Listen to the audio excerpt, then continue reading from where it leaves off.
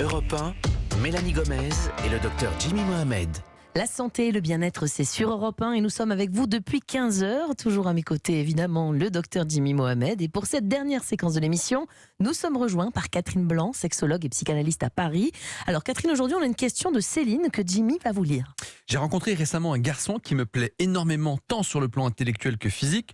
Le souci, c'est que l'autre soir, nous avons enfin dormi ensemble et je ne supporte pas son odeur corporelle. Comment surmonter cet obstacle ?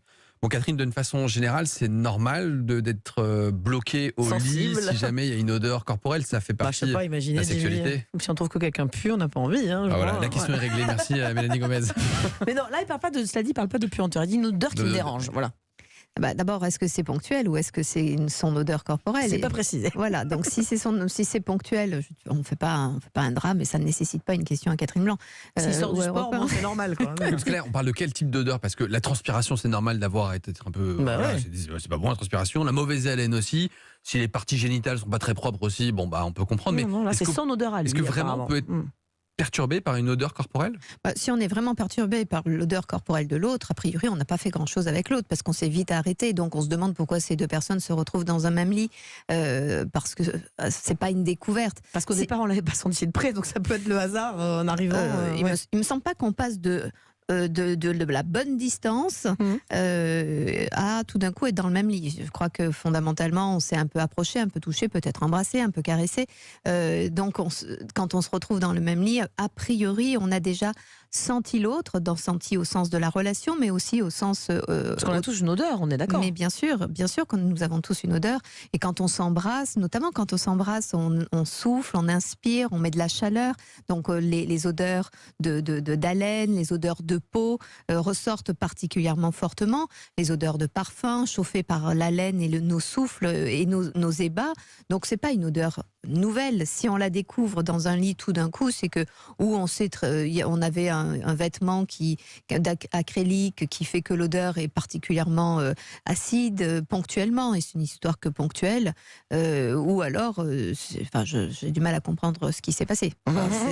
Ou alors c'est tout simplement on ne peut pas sentir l'autre au sens psychologique du terme, et finalement partager son lit, il faut c'est pénible, et du coup il faut l'éloigner absolument, et là tout d'un coup c'est une histoire d'odeur. Oui, donc il y a peut-être un autre blocage, mais si jamais on perçoit une odeur un peu dérangeante, est-ce qu'il faut le dire ? Parce que c'est souvent difficile, déjà dans les relations sociales et amicales, de dire à quelqu'un tu as mauvaise haleine. Alors on porte des masques, ça arrange tout le monde, mais dans l'intimité, dire écoute, je suis un peu gêné par ton odeur, quelle qu'elle soit, c'est compliqué.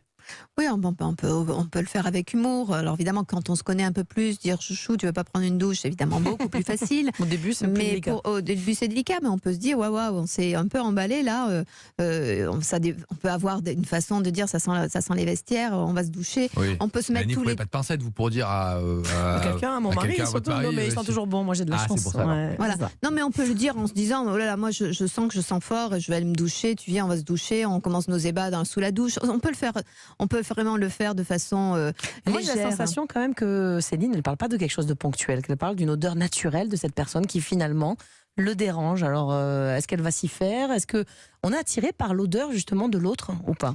Je crois l'odeur naturelle, je veux dire. Oui, je pense que nous nous sentons comme des animaux. Alors après, on n'a pas un flair aussi développé que les animaux, mais nous nous sentons vraiment, et comme nous nous sentons bien l'un avec l'autre, ces mots flirtent aussi bien au sens affectif, au sens de reconnaissance, où nous ne pouvons plus nous sentir. C'est pour ça qu'on dit ça vient de là. Où je ne peux pas le piffrer. C'est-à-dire que ce sont vraiment des expressions qui rendent compte d'une sorte de distance épidermique. Ce que j'ai du mal à comprendre dans cette question, c'est comment il pourrait y avoir une entente parfaite s'il n'y a pas...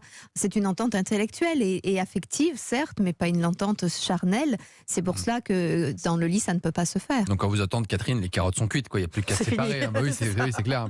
Si c'est vraiment... Alors, on ne peut pas le piffrer, comme vous dites. Voilà, je pense qu'il faut réfléchir, si ce n'est pas une question tout à fait psychologique, où dans les faits, on n'aime pas l'autre, il y a quelque chose qui nous dérange chez l'autre, et du coup, l'odeur en est une occasion. Si tel n'est pas le cas, il faut résoudre le problème, soit par la douche, soit c'est une question d'alimentation, c'est une question de microbiote, là c'est encore autre chose, et quand on aime les gens, on les accompagne pour se guérir, tout simplement, parce que ça c'est assez invalidant, pas que pour la relation, pour les relations en général. Merci beaucoup Catherine pour tous ces conseils.